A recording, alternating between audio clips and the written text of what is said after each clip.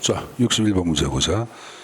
허즈버그 이론은 아마 동기비론 가운데 실제 빈출이 가장 많이 나왔던 이론입니다. 옳은 거 이렇게 나왔어요. 1번에 인간 욕구를 계층적 구조로 나눠 설명. 1번은 허즈버그가 아니라 누구 거야? 마슬로우의 인간 욕구 5단계설을 얘기하는 거고, 2번에 하위 욕구가 충족돼야 상위 욕구. 이것도 마슬로우의 인간 욕구 5단계설을 얘기하는 거고, 저는 모든 욕구가 충족되면 동기부여. 아니죠. 자, 허즈버그는 이제 불만과 만족 나눠서 얘기하죠. 그래서 불만 요인의 제거 자체를 얘기할 때는 손실 예방으로 끝이기 때문에 동기가 부여되는 것은 아닙니다. 생산성과 직결되는 것은 아니고. 그래서 반면에 만족 요인의 충족 자체는 동기가 부여가 돼서 생산성 제거를 가져온다고 얘기했지. 그래서 지금 얘기한 모든 욕구가 충족이 아니라 만족 요인의 충족은 동기부여를 형성한다, 이렇게 바꿔놔야지 지문이 맞는 거예요. 그래서 3번 절차는 잘못했고, 그 4번에 동기요인은 보수, 신분보장, 작업조건, 대인관계. 이건 동기와 위생이야. 위생입니다. 위생. 불만, 위생을 얘기하는 거예요. 특히 거기 대인관계 있죠. 인간관계도 불만에 들어가는 게야. 인간관계도 불만에 들어갑니다. 만족이 아니라고 얘기했어요. 자, 이번에 위생 요인은 주로 생리적 욕구, 안전의 욕구 등을 만족시키는 요인이다 이렇게 나왔는데, 사실 여러분들 5번 자체와 관련되는데 지문도 약간 이건 문제가 있는 거예요. 여러분 만족시키는 요인이란 말을 쓰면 안 되거든 사실 여러분들. 그러니까 생리적 욕구, 안정 욕구 등과 관련된 요인이다 이렇게 맞는 거지, 만족시키는 이 표현은 좀 문제가 있는 표현이에요. 문제를 내는 사람이 좀 여러분 실수를 좀 범해 더 봐야 합니다. 아무튼 아마 이것도 지금 우리가 보는 이것도 한국산업인력관리공단이라고 하는 데서 위탁받아서 여러분들 이 행정사 자체 시험을 관장하는데, 이것도 아마 대학교에 있는 선생님들한테 문제를 아마 이제 의뢰했을 거예요. 의뢰할 텐데, 이건 좀 내가 볼 때는 문항의 지문에 문제가 있어요, 여러분들. 그래서 5번은 그렇게 바꿔줘야 돼. 그러니까 안전 욕구 등과 관련된 요인이다. 그게 정확한 표현이에요, 여러분들. 만족시킨다 그런 말씀은 안 돼요, 여러분들. 표현이 좀 문제가 있죠. 하여간 여기서는 정답은 5번으로 유도한 거예요. 5번으로 봐야 합니다. 자, 그리고 여러분들 여기 보자. 불만을 제거하면 만족감이 형성된다. OX. 불만을 제거하면 만족감 형성. OX. X야. 불만과 만족은 별개야. 만족하지 못한다고 해서 불만감이 형성되는 것도 아니죠. 각각 별개의 요인으로 작용한다. 자, 62. 인간관계론. 옳지 않은 거야. 이번에 비공식 집단의 역할을 강조한다. 이번에 메이어의 호던 실험은 인간관계론의 형성에 영향을 주었다. 그 3번에 인간을 생존에 대한 기본적 욕구에 의해 동기가 부여되는 것으로 본다. 4번에 과학적 원리론과 마찬가지로 생산성 향상을 추구한다. 5번에 작업 환경이나 물리적 조건보다 조직 구성원의 사회 심리적 요인을 중시한다. 자, 답 나왔네. 몇 번이에요, 여러분들? 3번이죠. 생존에 대한 기본적인 욕구 자체를 얘기할 때는 바로 뭐야? 이거는 뭐야, 여러분들? 과학적 관리론이지. 왜? 생존의 욕구는 존재 욕구 해가지고, 마슬로우의 인간 욕구 5단계에서를 LDF는 ERG로 바꿨잖아. 그럼 E는 이그지스턴스, 생존, 존재를 얘기하는 거고, 그 생존과 관련된 것이 바로 뭐야? 생리하고 안전을 얘기하는 거 아니야. 그와 관련된 것은 바로 뭐야? 과학적 관리론이죠. 과학적 관리론. 자, 63번 문제. 행정 조직에 관한 설명으로 옳은 것은 이렇게 나왔습니다. 자, 1번에 위원회는 다수 구성원이 합의에 의하여 권한 갖고 이루어지는 수평적 조직을 보통 뭐라 그래요? 위원회라고 그러죠. 그러니까 이건 이제 결정권의 최종 책임이 기관장 한 사람에 있다는 것은 단독제, 독임제를 얘기하는 것이 합의제인 위원회를 얘기하는 것은 아닙니다. 그래서 1번은 무조건 잘못했죠. 여러분 물어보자. 위원회는 관료제의 동태화 방안에 해당된다. OX. 들어가죠, 여러분들. 관료제 자체는 여러분들 일방적 직권적 결정에 근거하여 조직의 경직화를 가져온 거죠. 가져오죠. 그래서 분권적 합의제라고 하는 위원회를 도입함으로써 관료제의 경직성을 어느 정도 완화할 수 있다. 그러므로 관료제의 동태화 방안에 위원회에 들어가는 거예요. 자, 이번에 방송통신위원회, 공정거래위원회와 같은 행정위원회는 결정권을 갖고 있고 집행까지 책임을 받는다. 맞죠, 여러분들? 그래서 이들의 여러분들 지금 행정위원회 자체를 얘기할 때는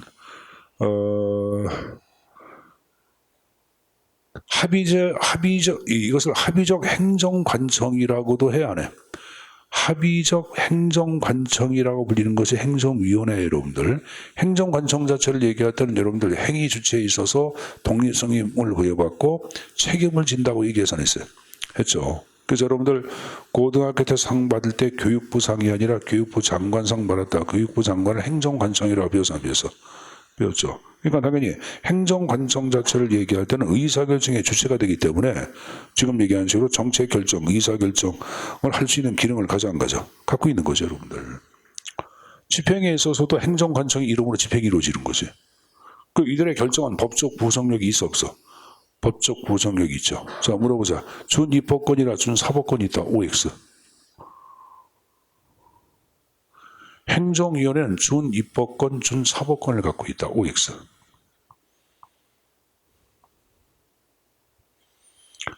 여러분, 소송심사위원회가 행정위원회를 대표한다 그랬잖아. 그럼 준사법권 가져간 거죠. 가잖아. 준입법권 갖고 있잖아요, 여러분들. 그 준입법권, 준사법권 갖고 있다. 그 표현 맞아요, 여러분들. 알았습니까? 자, 그 다음에 이제 2번 맞는 표현이야, 이거네, 현재. 그 3번에 책임운영 기관은 중앙통제 중심의 관료제 성격을 갖는 조직으로 실제 일을 맡아 집행하는 사람들에게 재량권을 부여하지 않는다. 자, 정답 무조건 3번이죠, 여러분들. 자, 책임운영 기관 자체를 얘기할 때는 자, 이게 보자. 책임운영 기관의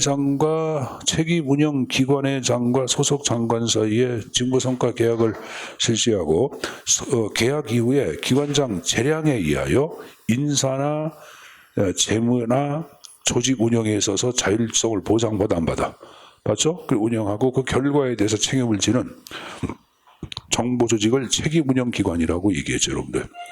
제가 시장성 검증 절차에서는 공공성이 가장 강한 분야에서 쓰는 것이 바로 뭐다? 책임운영기관이라고 얘기했어, 안 했어요? 얘기했죠. 그래서 이 3번은 중앙통제 중심이 아니라 자율성을 갖고 있는 조직, 이게 맞아요. 그러니까 중앙통제 중심의 관료제적 성격을 갖는 조직이 아니라 자율성을 갖고 있는 조직으로 바꿔야 돼요, 여러분들. 알았습니까? 실제 일을 맡아 집행하는 사람들에게 재량권을 부여한다가 맞죠, 여러분들. 그러니까 전체 지문이 잘못됐죠. 여러분들 책임운영 기관 자체는 결정과 집행 업무 가운데 뭘 담당해? 결정 업무야, 집행 업무야?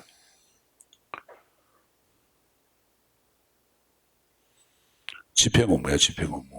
그러니까 여러분들 이것을 방향 잡기하고 노젓기를 얘기할 때 노젓기 기능을 담당하는 게야. 알았죠? 이 노젓기 기능도 민간과 경쟁할 수 있는 분야에 대해서 책임 운영 기관을 설치한다고 분명히 얘기했습니다. 그래서 3번 표현은 잘못됐고, 자, 4번에 책임기관은 수익성보다는 정부 기능이 갖고 있는 공익성만을 강조하며, 이건 여러분들 아니죠. 공익성보다는 수익성을 강조하며 얘기가 되겠지. 공익성보다는 수익성을 강조. 그렇다고 수익성만을 강조하다 그러면 안 돼요, 여러분들. 알았습니까?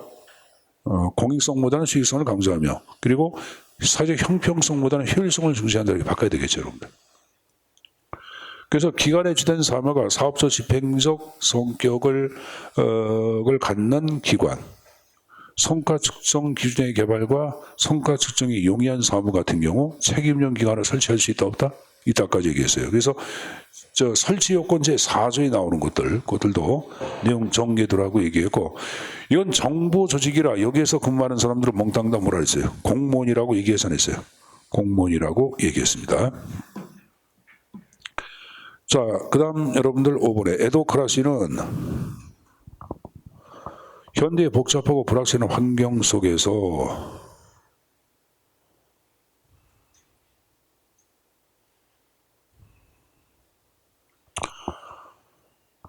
발생하는 문제에 신속하게 대응하지 못한다가 아니라 신속하게 대응할 수 있는 유기적 구조죠.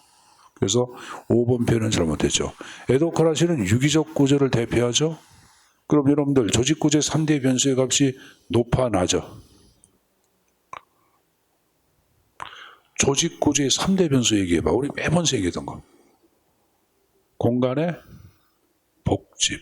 공식화도 낮고 복잡성도 낮고 직권성도 낮은 조직을 우리는 에도크라시라고 배웠을 거예요. 에도크라시의 개념을 최초 얘기한 사람은 누구야? 엘빈 토플러. 미래학자 엘빈 토플러입니다. 미래 사회를 정보 사회로 보고 낙관적 견해 갖고 있는 사람들 엘빈 토플러예요, 여러분들. 엘빈 토플러, 다니엘 벨 이런 사람들은 미래 사회 정보 사회로 파악했고 피터 드라커 낙관론이야. 비관론이 아니에요, 여러분들. 알았습니까? 낙관론자입니다. 낙관론자.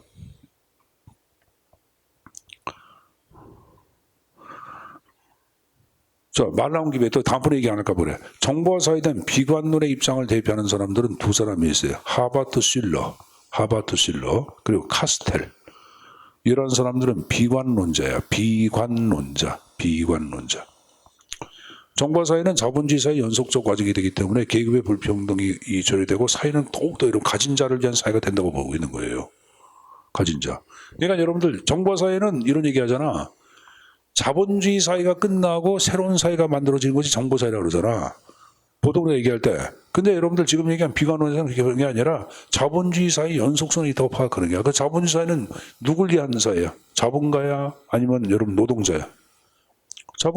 자본가 계급 자체가 정보 상품을 개발해서 더욱더 이익을 취하고 폭리를 취한다고 파악해. 그래 안 그래? 아, 그렇잖아, 여러분들. 그렇잖아. 지금 구글 그런데 하는 거 봐봐요, 여러분들. 이제 뭐 MS 윈도우뿐만 아니라 얘네들 이거 독점해가지고 이제 계속 가격 올리잖아.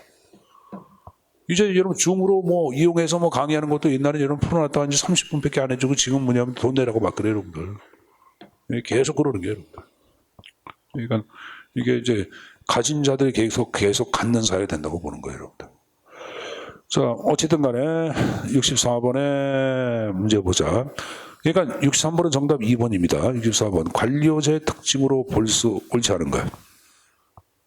쉽게 나왔죠? 몇 번째 여러분들? 정답 5번이죠. 정의적 업무 처리가 아니지 비정의적 업무 처리지. 비정의적 업무 처리.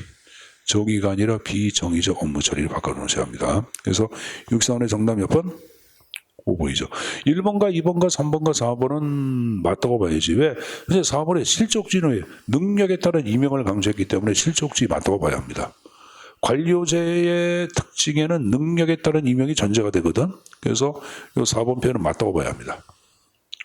정의적이라는 감정적인 것이 아니죠. 법규 위한 것이니까 비정의적, 뭘 정의성 이게 특징으로 되지.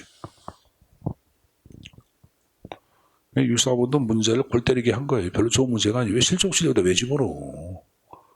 그래 안 그래요? 그냥 능력에 따른 임명 그러는데 얘를 계속 논리의 비약이거든요, 여러분들. 계속 논리의 비약으로 가다 보면 끊임이 없어. 이게 좀 문제가 있다고요, 여러분들. 64번의 정답은 5번입니다. 사회과학은 이 논리를 계속 비약해버리면 모든 게 정답이 돼버려. 적성선에서 자를 줄 알아야 돼, 여러분들. 근데 그게 안 된 문제야. 이거 좀 문제가 좀 안 좋은 문제지. 65번 문제. 인사행정 제도에 관한 설명으로 옳지 않은 거야.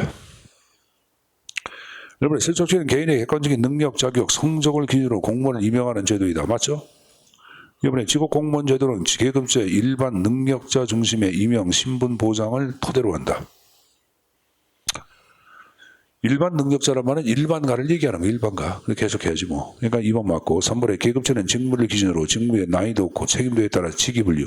3번은 계급제야, 직위분류제야. 3번은 직위분류제죠. 계급제는 사람 중심이고, 직무 중심은 직위분류제고, 그러니까 3번은 잘못됐고. 4번에 역관제는 정당에 대한 공헌도와 충성대의가 공무원을 임명하는 제도. 맞죠? 여러분, 역관이라는 개념을 최초로 사용한 사람은 누구라 그랬죠? 뉴욕의 누구? 무슨 의원? 마하시 의원. 마하시. 뉴욕의 마하시 의원이 역관이라는 개념을 최초로 사용합니다. 잭슨이 최초로 잭슨주의를 역관주의라 하지만 잭슨이 처음 쓴 것이 아니라 마하시, M-A-R-C-Y. 마하시 의원이 최초로 사용을 합니다. 저번에 대표관리제는 공론에 대한 대응성과 공직 임명의 사회적 형평성을 제고하기 위한 목적장이다. 맞죠, 여러분들? 근데 여기 대표관리제에서 사회적 형평성 나온 거 있죠? 수직적 형평성의 제고야, 수평적 형평성이야? 응? 형평성은 맞는데 수직이야, 수평이야?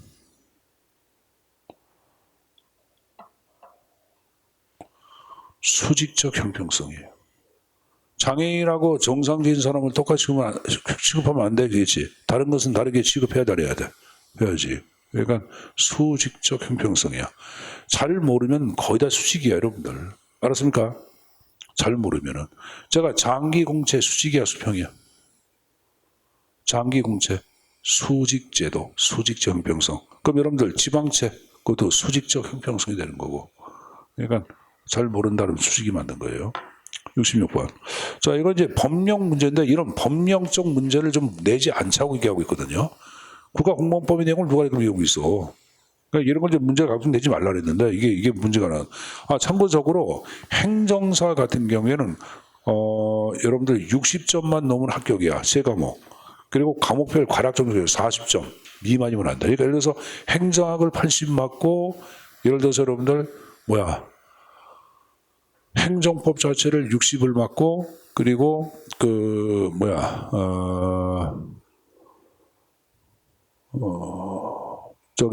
민법을 40 맞으면 합격이야.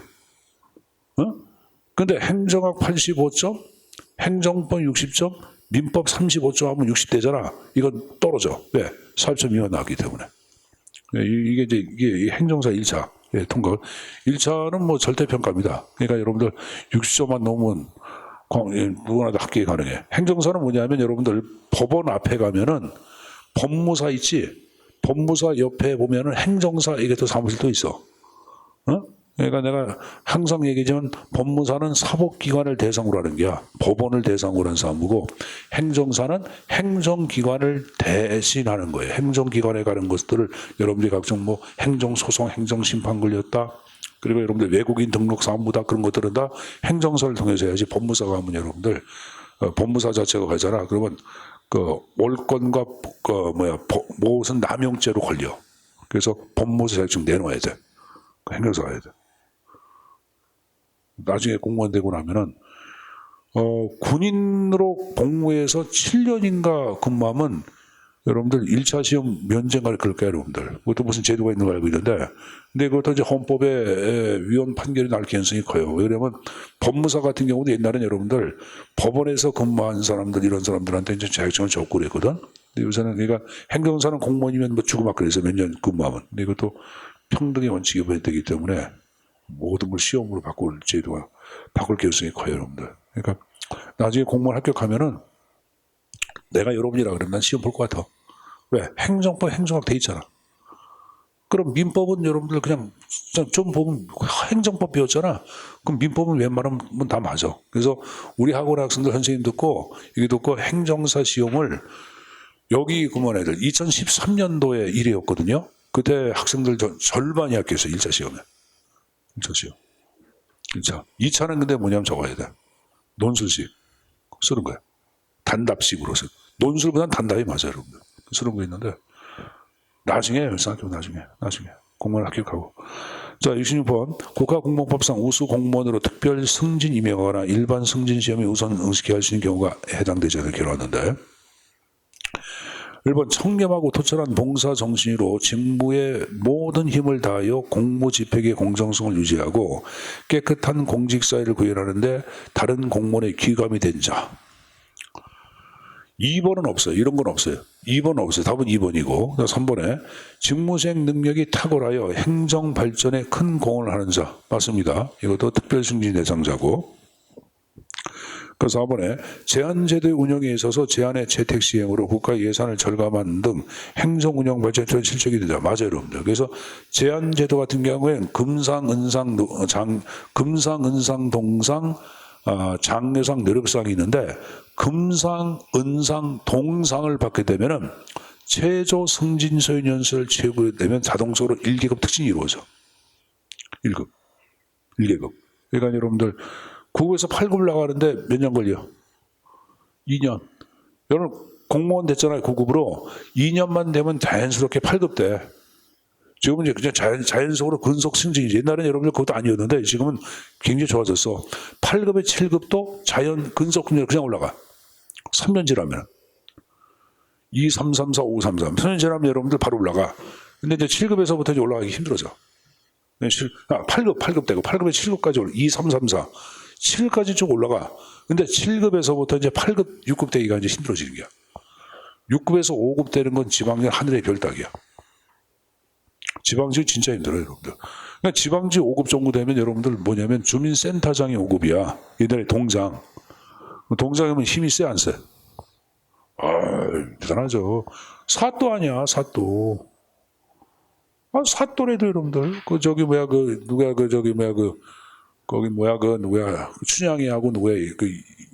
춘향이 도령, 무슨 도령이야? 까먹었다, 그것도 까먹었네.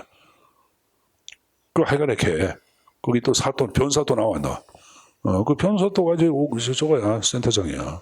근데 이제 5급만 달면 좋죠, 여러분들. 근데 5급에서 4급 되기가 너무 또 힘들어. 4급 되기가. 그러니까 이제, 그러니까, 근데 국가직 들어가잖아. 국가직. 금방 돼. 금방 돼.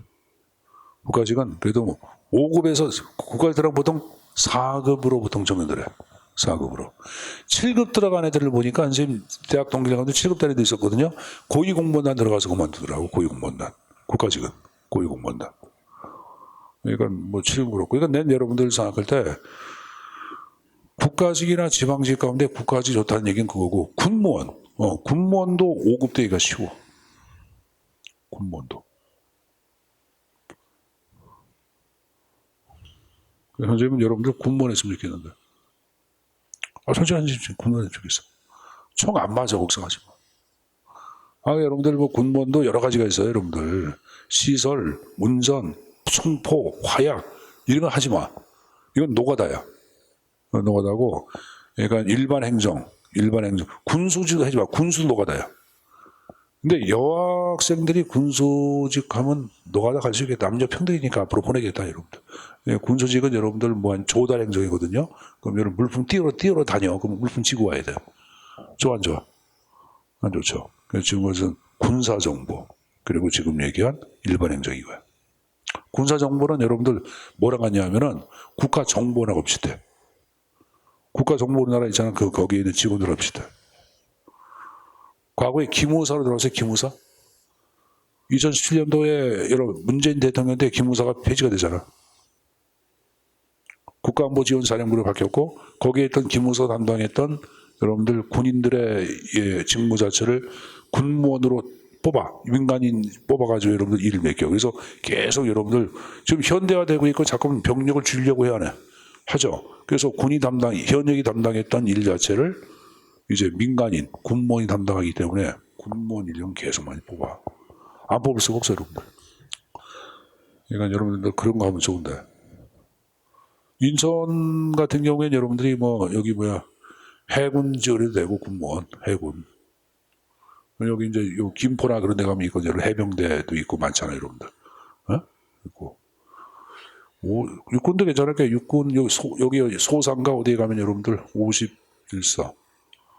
52상 거기가? 여기 됐고. 자, 그건 그런 거고. 자, 거기 2번은 아닙니다. 3번에 직무수행 등, 4번에 재직 중인 공적이 특히 뚜렷한 자가 공무로 사망한 때 이때 특별 승리를 합니다. 하나만 더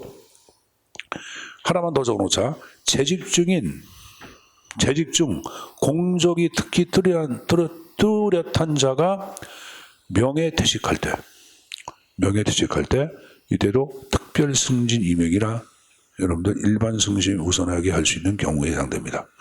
즉 공적이 특히 뚜렷한 자가 명예퇴직할 때도 특별 승진시킵니다. 알았습니까? 현재 그 대학 동기는 가면 한 놈이 7급 들어간 놈이 있거든요. 그래서 얘가 이제 여성부에 근무하다가 그만뒀어요. 한 3년 전에. 그러니까 3년 전에 현직으로 있을 때. 그러니까 야, 이 자식아, 너 남들은 더 일하려고 그러는데 넌 왜 그만두라니까 이게 중앙직에 있는 게 일이 많아요. 그러니까 고민하다가 그만뒀어요. 그래서 이제 특별 승진이 된 거야. 왜 그러냐면은 7급 달고 여러분들 공무원 되면은 유학을 보내죠. 시험에 합격하면은. 시험, 그 시험 과목 행정 들어간다. 학교 가면 유학을 보내죠. 뽑아가지고 시험 합격한 애들. 국비로. 근데 이런 어디 갔다 왔냐면 말레이시아. 그러니까 현생이 말레이시아 후진국인데요. 괜찮아요, 여러분들. 그런데 말레이시아는 왜 좋으냐면은 국제학교라고 있어요, 국제학교. 우리나라 국제학교 있어 없어, 제주도에. 거기 들어가기 쉬워요. 어렵죠. 그러니까 국제학교 외국인을 대상으로 가르치는데 말레이시아 국제학교 들어가는 애들은 3개 국어를 할 줄 알아. 말레이시아어, 중국어, 영어 3개. 그래서 걔 애들이 거기서 얘는 이제 거기서 2년 있다가 들어왔고 얘 마누라하고 애들은 거기다 있어가지고 공부를 더 해가지고 3개 국어를 했어. 그래서 거기 가운데 딸내미 딸하고 아들이 있는데 딸내미는 하버드를 나왔어. 나가지고 뭐 좀 잘 나간 미국에서 잘 나갔는데 난 뭐 하는지 모르겠지만 잘 나간다 그러더라고. 그러니까 이 다음에 공무원 되면 여러분들도 유학 갈 수 있다. 그러니까 그거 한번 지원 한번 해봐. 괜찮아 여러분들. 근데 그런 게 얘는 이제 말레이시아 가서 뭐 공부하고 그런 게 지금 얘기한 식으로 하나의 공적으로 인정이 돼가지고 특별 승진이 됐습니다. 2번은 특별 승진 임용 대상자가 아닙니다. 그러니까 2번, 3번, 4번, 5번 그리고 명예퇴직한 자, 특별 승진 임용 대상자가 된다 이렇게 정리해서 가져가십시오. 67번. 자, 다음에 설명하는 근무성적 평정 방법은 이렇게 나왔어요, 여러분들. 주요 과업 분야별 바람직한 행태 유형 및 등급을 구분 제시한 뒤 평정 대상자의 행태를 관찰하여 해당 사항에 표시하게 하는 방법이다. 두 번째, 척도의 설계 과정에 평정 대상자를 공동으로 참여하게. 봐봐, 바람직한 행태 유형 등 등급을 구분 제시한 뒤, 이거 뭐야? 행태 기준 평정 척도법 아니야? 아까 우리 예증 나온 거 그림 봤지? 앞에 등급 5, 4, 3, 1쭉 나오고 옆에 여러분들 바람직한 행동들 이렇게 쭉 등급 매겨 안 매겨? 그걸 얘기하는 거 아니야? 그러니까 정답이 2번이죠, 여러분들. 그래서 제가 요새 출제 빈출로 부상한 게 행태기준 평정척도법이 부상했다고 얘기해서 있어요. 했죠? 아까 여러분 우리가 작년도 문제 풀 때도 그렇고 재작년도 문제 풀 때도 그렇고 이 유사한 문제들이 등장을 했지 않았어요? 했잖아요, 여러분들. 그러니까 요 행태기준 평정척도법은 꼭 가져가셔야 합니다. 자, 이건 아까 뭐하고 뭐를 결합한 걸 안 했어요? 도표식 플러스 쪽이 나왔죠. 중요사건 기록법을 결합해서 만든 게 행태기준 평정척도법이라고 얘기했습니다. 그리고 지금 얘기한 개념에서 맨 위에 거는 꼭 가져가세요. 알았습니까? 맨 위에 거 개념은 가져갈까. 자, 그 다음에 68번이 이렇게 나왔죠. 우리나라 예산 과정에 관한 설명으로 옳은 것을 모두 골라라 이렇게 나왔어요.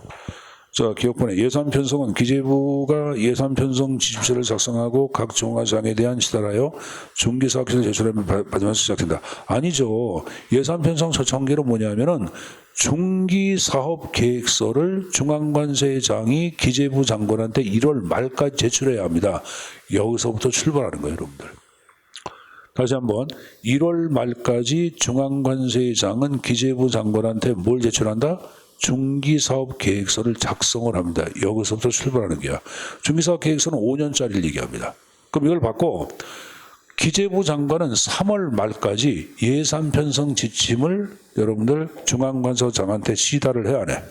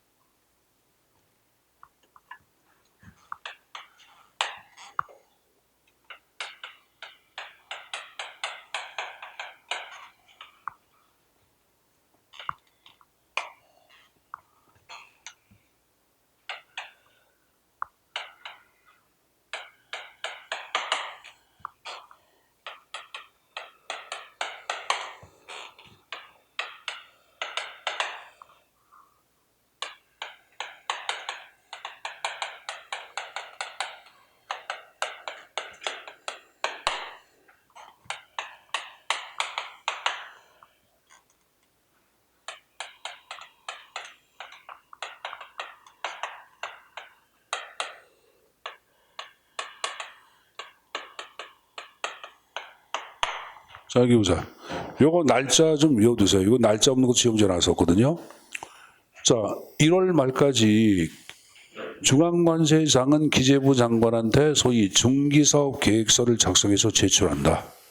그 다음 기재부 장관은 3월 말까지 예산 편성 지침서를 만들어서 중앙관서장한테 시달합니다. 그럼 여기에 근거해 5월 말까지 각 중앙관세장은 자율예산 편성, 자율예산 편성 저희가 2003년도부터 시행이라고 얘기했지? 자율예산 편성 자체를 해서 자율예산을 편성해서 예산 요구서를 만들어 난 다음에 기재부 장관은 제출합니다. 그럼 이것을 기재부장관 예산 사석을 하고 국무회의 심의하고 대통령 승인에 의하여 예산 편성한 자체가 120일 전까지 여러분들 누구한테? 국회에 제출이 이루어져야 합니다. 알았습니까? 국회에 제출. 물론 기재부 장관이 제출할 때 있어요. 이게 바로 이제 예산 편성의 과정을 얘기합니다. 과정을 얘기하는데 135 120일 전 이거 외워야 돼. 과거에는 여러분들 이게 1월, 4월, 6월 90일이었거든요. 이게 이제 바뀐 거죠, 여러분들. 이 형태로. 135 홀수 아니야. 135 이거 뭐 다 아시네. 그러니까 지금 얘기한 니은번 피해는 그래서 여러분들 기업번 피해는 잘못된 거죠. 그렇죠? 기업번 피해는 잘못됐지. 편성은 각 중앙관세장이 중기사업계획서를 기재부 장관한테 제출하면서 시작된 대로 바뀌어야 되겠지. 자, 니은번에 정부 예산안은 국회 국무회의 심의와 대통령의 재가로 확정되고 120년 국회에 제출. 니은번은 맞죠, 여러분들? 자, 디귿번에 국회 예산결산특별위원회가 11월 30일까지 예산안 심사를 마치지 않으면 원칙적으로 그 다음 날에 위원회에서 심사를 마치고 바로 본회의에 부의된 것으로 본다. 이 디귿번 맞아요, 여러분들. 디귿번 지금 맞아요, 여러분들. 리을번 어떻게 했냐면은 국회에서 예산안이 통과되는 즉시 각 중앙관세장은 원칙적으로 기관의 전체 예산을 배정받아 관련 집행부서에게 바로 집행. 여러분들 전체 예산을 배정받는 것이 아니라 분기별로 예산을 배정받는 거예요. 1, 4분기 얼마 그리고 2, 4분기 다 돼서 2, 4분기 그거 받고 3, 4분기 이런 식으로. 알았습니까? 분기별로 배정을 받는 걸 얘기합니다. 그래서 이제 통과가 되면은 각 중앙관세장은 여러분들 원칙적으로 기관의 전체 예산이 아니라 분기별로 예산을 배정받아 관련 집행부서에 바로 집행할 수 있다. 관련 부서에 바로 집행할 수 있다는 것은 재배정할 수 있다 그런 말이에요, 여러분들. 알았습니까? 그러니까 배정받고 난 다음에 재배정하기 때문에 뒤에 지문은 맞는 거예요, 여러분들. 그래서 거기에 나온 것 전체 예산이 아니라 분기별 예산을 배정받아 이렇게 바꿔놓으셔야 합니다. 알았습니까? 그래서 맞는 표현은 니은하고 디귿이 맞고 기역 리을은 지문이 잘못됐습니다. 됐습니까? 자, 69번. 특별회계 제도에 관한 설명으로 옳은 것은 이렇게 나왔어요. 자, 1번 나온 거 보자. 예산 집행부서의 재량을 억제하여 책임성을 제고한다. 특별회계는 여러분 그거 들어보자. 특별회계는 특정한 세입이 특정한 세출로 연결되는 예산 아니야. 그럼 특별회계는 우리가 배운 통일성 원칙과 단일성 원칙의 예외에 들어가 안 들어가? 예외에 들어가는 것은 행정부의 재량을 더욱더 확대해 준 게야 아니면 축소한 게야? 확대해 준 거지. 그러니까 재량을 확대해 준 거지, 여러분들. 그러니까 1번은 잘못됐고 확대하여 책임성 제고 이거 맞는 거야, 이렇게 바꾸면. 그다음에 단일성 원칙이 예외가 되기 때문에 2번도 잘못됐고 특별회계는 여러분들 대통령령이 아니라 법률로 설치가 이루어져. 그러니까 특별회계하고 기금은 다 법정주의입니다. 설치의 법정주의, 법률에 근거해 설치가 이루어집니다. 그래서 4번에 통일성 원칙의 예외라고 얘기해서 했죠. 일반회계 말고 특별회계가 또 하나 존재하는 거 아니야. 그래서 국가재정의 통합적 관리 어렵게 한다. 그 표현 맞죠. 69번의 정답은 몇 번? 5번이 정답이 되는 게예요. 70번 문제. 지방자치단체의 자치권에 관한 설명을 오는 거예요. 이게 문제 좀 어렵게 나왔죠. 자, 1번에 자치권은 원칙적으로 해당 단체에 관해 있는 재와 물자를 제한 모든 사람, 모든 사물과 사람의 포괄적으로 지배권을 행사하는 걸 얘기해요. 그러니까 거기 재와 물자, 다 사물 아니야. 사람과 사물에 대한 지배권, 이 바로 자치권을 얘기하는 거예요. 그래서 거기 여러분들 재와 물자를 제한한다. 그게 아니라 재와 물자를 포함한 모든 재와 물자와 재와 물자를 사물로 가서 사물과 사람의 포괄처럼 비친다 이렇게 바꿔놓어야 합니다. 이번에 국건설 자체, 국건설을 얘기하는 단체 자체 아니야. 그걸 전래건설 그러죠. 이건 독일의 헤겔의 사상에서부터 등장합니다. 누구의 사상? 헤겔. 이런 헤겔 같은 경우에는 국가 지상주의 입장을 띄어 안 띄어? 띄죠. 그 헤겔의 제자가 누가요, 여러분들? 그걸 이해받은 게 피이테 아니야, 피이테. 피이테는 독일 국민의 고함을 토대로 애국심을 고취시켜 안 시켜? 시키죠. 그래서 국건설은 프랑스의 지방권 사상이 아니라 독일의 헤겔의 공법학 사상입니다. 공법학. 헤겔의 공법학 사상을 기초로 확립되었다. 이게 해야지 맞는 말이에요. 이게 잘못됐고. 3번의 고위권설은 자치권을 인간의 자연권과 마찬가지로 본래적이고 침해할 수 없는 고유한 권한으로 본다. 3번 맞죠? 그 다음에 4번에 중앙정부의 전제적 군주 전 정치가 대의민주주의로 대심에 따라 제도적 보장설의 논거가 매우 취약해 되었다. 제도적 보장설 자체는 독일의 바이마르 헌법에 기초돼서 등장해. 그럼 독일의 바이마르 헌법 자체를 얘기할 때는 공화국 시대야, 여러분들. 전제군주가 아니라고. 알았습니까? 그럼 공화국이라는 것은 바로 대의민주주의 자체와 관련돼서 공화국이 탄생하는 거 아니야. 그럼 지금 얘기한 식으로 4번 같은 경우에는 대의적 민주정치로 대치됨에 따라 제도적 보장설 논거는 매우 강화되었다가 맞지, 여러분들. 강화되었다가 맞겠지. 그럼 제도적 보장설은 뭐냐? 헌법에 근거하여 지방자치제도를 어떻게? 인정한다고 말이에요. 보전한다고 말이에요, 여러분들. 그러니까 5번 같은 경우에 맞는 질문이 개별적 지방정부의 존립을 보장하는 것이 아니라 헌법으로 지방자치들을 보장한다. 이렇게 해야지 맞는 지문이 되는 거야. 알았습니까? 앞뒤 지문이 무조건 잘못됐어요. 제가 제도적 보장설의 기원은 독일의 바이마르 헌법에 기초를 둔다고 얘기 잘했어요. 바이마르 헌법에 기초를 두고 제도적 보장설을 대표하는 사람은 칼 슈미트라는 사람이 있습니다. 누가 있다? 칼 슈미트. 칼 슈미트. 한국은 여러분 지방자치가 헌법에 보장이 돼 있어 안 돼 있어?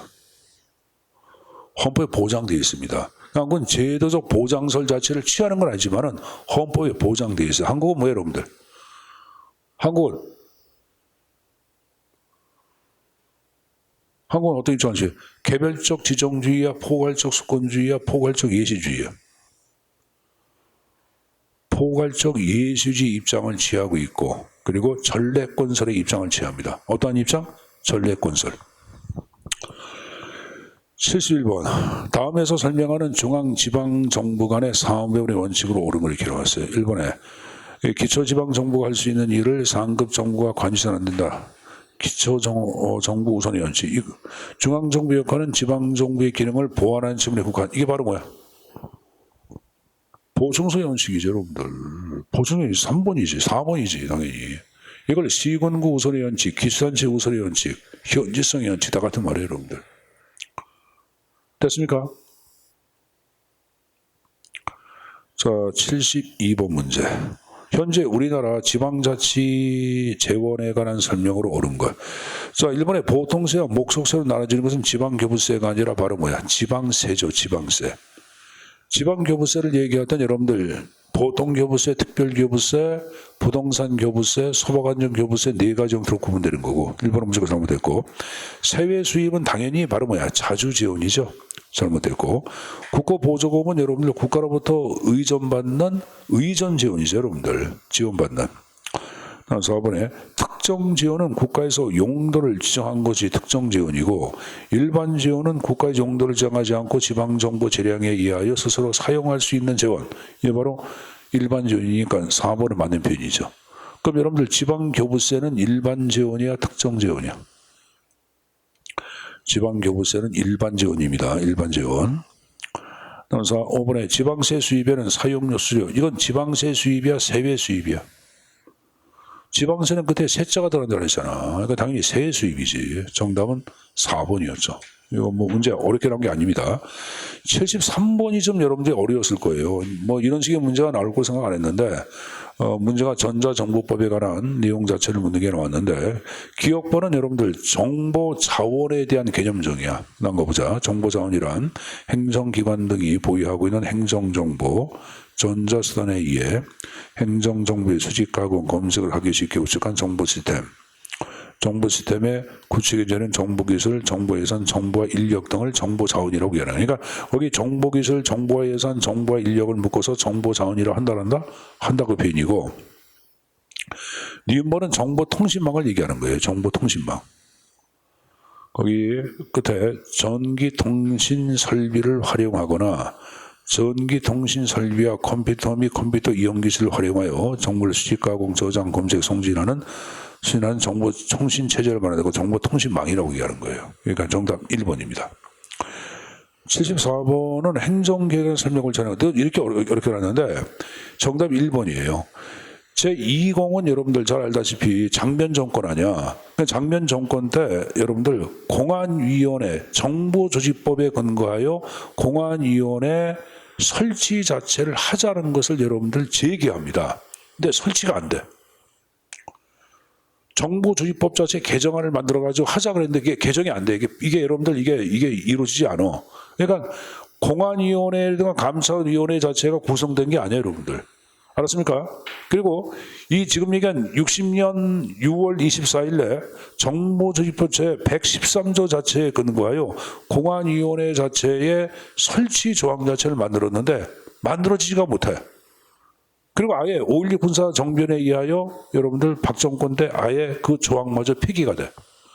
그러니까 공안위원회는 지금까지 존재했다 안 했다? 안 했다 얘기야. 그에 계속 공안위원회 만져가 있으니까 못했어요, 여러분들. 알았습니까? 그러다가 이제 이 공안위원회 자체가 나중에 1990년도, 저거 보자. 1990년도 내무부 산하에 경찰위원회가 등장합니다. 최초로 경찰위원회. 그러니까 한국 공안위원회가 존재한 적이 있다 없다? 없습니다. 무조건 감찰위원회 이런 것도 없었어요, 여러분들. 그러니까 1번은 무조건 잘못된 표현이고, 제3공대 행정개혁은 행정개혁조사위원회에 맡고, 제4공 유신헌법 때는 서정쇄신 운동에 일환 맡고, 김영삼 정부 때는 그 맞는 표현인데, 행정개혁을 주도했던 위원회가 행정쇄신위원회가 있습니다. 뭐가 있다? 행정쇄신위원회. 행정쇄신위원회. 그리고 이제 김대중 정부 때 등장한 것이 정부혁신위원회입니다. 알았습니까? 그리고 이제 거기 안 나왔죠. 노태우 정권 있죠. 노태우 정권을 제6공하고 그러는데 노태우 정권 때는 행정위원회. 노태우 정권 때 뭐라 했어요? 행정위원회. 제6공 때. 그럼 6공 때 행정위원회는 순수한 민간인으로만 구성이 돼. 뭐로만? 민간인. 그러니까 혹시 몰라서 명칭. 김영삼 정부는 행정쇄신위원회. 김대중 정부는 정부혁신위원회. 됐습니까? 제6공 노태우 정권은 행정위원회. 그 정도 명칭 가져가자. 알았습니까? 자, 75번. 문재인 정부는 뭐가 주로? 행정안전부가 중심이 된 행정기구를 추진해. 행정안전부에서 정부혁신을 담당해, 여러분들. 알았습니까? 문재인 정부 행정개혁을 주도했던 기구는 뭐야? 행정안전부. 됐죠? 75번.